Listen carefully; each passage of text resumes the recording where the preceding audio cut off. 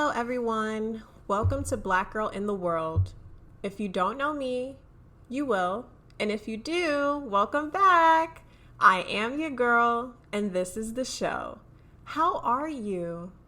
Y'all hear the new format? Ain't it different? Maybe you can hear me clearly if I start doing the episodes like this, because I like them to be a little more personal anyway. Plus, I want to make sure that y'all understand me and not get distracted with the background music, because nowadays when I listen to my podcast, I start to get overwhelmed with the music, so I'm sure I'm not the only one. But let's get started. Hopefully you saw the title. We will be talking about pretty privilege and why it does not apply to me. I was inspired by this topic when I watched a YouTube video that really opened my eyes to my own experience and why certain things that may work for some don't work for me or even people that look like me. This YouTube video called I Don't Have Pretty Privilege and That Sucks by Stephco spoke volumes to me as I listened to her while I was getting ready for work. Please check out her full YouTube video. I will put the link in the description box below. And she brought up a few good points about how a lot of guys are when they see someone they are attracted to and how they react when they do not find you attractive. Let's dive into it. According to My Imperfect Life, pretty privilege is the idea that the people who are deemed more attractive based on societal beauty standards have an upper hand in the world. You may or may not notice it or believe that it exists, but this concept can be associated with more popularity, higher grades, more positive work reviews, and career advancement. There is a certain spoken standard with this concept, and we may not hear people say it, but we see it in the media. It is as if you have to be pretty, especially if your community is unfavorable. Before the dark skin appreciation post, there were a lot of women of lighter complexion that were deemed the standard for Black beauty, and still is. Loose curls, curves in the right places, still pretty with no makeup, etc. And I looked at myself, realizing I couldn't offer that. I wanted to be that aesthetically pleasing to my community, and I felt like I couldn't. Even now, there is a certain way a dark-skinned woman should look for them to be the image of Black beauty, when we have a variety of different faces of all sizes in our community. I even found another article on allure.com where a trans woman talked about her experience and how people around her were congratulating her for looking like a woman with an hourglass figure, curly hair, and even complexion, and telling her, "Wow, you don't even look like a boy anymore. That's great," and how uncomfortable she was when they were making comments like that. In the society, it's like you have to prove you are worthy and capable of being looked at in what you identify as.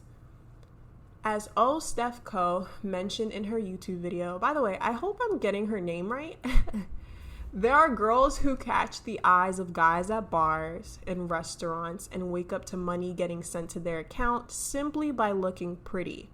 And then there are some of us, myself, who don't get that and have to work twice as hard to network and make a name for ourselves. I have to shoot my shots to get noticed. I have to develop some kind of personality because only my looks just won't cut it. So when I post something on my Instagram or on Twitter, it has to have some form of theme, because if not, I'm not going to get that many likes. I had to understand what is deemed attractive, just like how some guys who are funny can be more attractive than they actually are because of that quality. Let me share my experience. I had to work very, very hard to get noticed by guys, and I'm still feeling that way. Now, you may think initially, Jashika, why are you seeking validation from guys? Gross. Self-love is the agenda. That's what we need to focus on first, and they will come later. But let me be honest with you guys real quick. It can be easy as well as it cannot. There have been multiple times where I had to make sure I was walking extra carefully when passing a group of guys because they were attractive. I wanted to make sure that if they looked my way, I wasn't a terrible, clumsy mess. If I go to the mall and I know I'm going on a Friday or Saturday, I have to make sure I'm putting something cute on or rocking my best throw-on wig in case a guy approaches me because I'm making sure it's a good day. Or a cute guy follows me on Instagram or on Twitter. I might dig up my memorable photos, videos, or tweet about something and post it on my story just in case he decides to check my story after he follows me. I don't know who else does this, but I am no longer afraid to say that I still do this from time to time, and it's okay. My mom taught me that first impressions matter, and it's hard to erase certain initial ideas of the person in your mind if that's the first thing that you remember. That could be a good reason why people tend to forgive and can't forget. Aside from that, I worked hard because unfortunately a lot of guys aren't checking for me, whether it be from my skin tone to my haircut. They aren't checking for me, and that's the absolute truth. It took me a while to be okay with it, but I kind of had to be.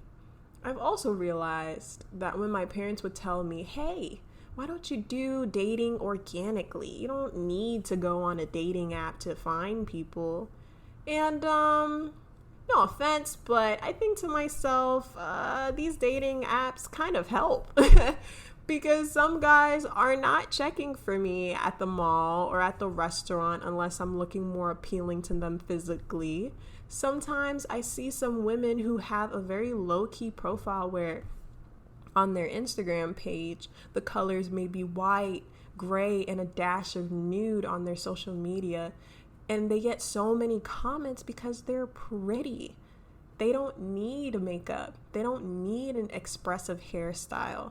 They can just throw their hair up in a messy bun and call it a day and still have heads turn. Sometimes I wished I had that power because these things are not just simply, wow, she's so beautiful, and going about your day. They become opportunity makers. They become ways to find a wonderful husband or a long-lasting job. I gotta work super hard. And yes, these can just be minor examples, but everyone knows that you gotta know people to make opportunities for yourself. If you don't know anyone, it's hard. Oftentimes, when we see the origin of artists and businesses in documentaries, even during their come up, they knew somebody, and that person was probably just starting out like them. Also, Stephco mentioned another important thing on her video. Sometimes it can be frustrating when you go on social media, especially on Twitter, and see all these inspirational, don't drop your crown, queen. Black is beautiful, sis. Honestly, I really don't want to hear that 24/7. Things aren't always peachy on this side, so there's no need to sugarcoat it like it is. Sometimes I get down, and being down is legitimately okay. Maybe I want more opportunities. Maybe I wish to align with this privilege to get better in life. It's okay to think these things and wish for more for yourself. Wishing more does not mean that you don't love the body that you are currently in. Don't be ashamed. If one day you're feeling like, dang, if I had this, my life would be that. And the next day, you're just, I love myself. I love me. I love where I am. It's okay to have those lingering thoughts, but we still have to take care of our real bodies and live in the real world with the real people around us. don't worry, because you're not alone. These are just my thoughts I have about myself. I am not trying to speak for anybody, and I'm not saying I have it super rough and that I'm not pretty. I am very pretty, but I've recognized what the media has done, especially to young Black girls and their self-esteem. So if this resonates with you in any way, share your thoughts in the comment section below on Pretty Privilege. If you have listened to the whole episode, thank you so much, and please enjoy your day. Bye.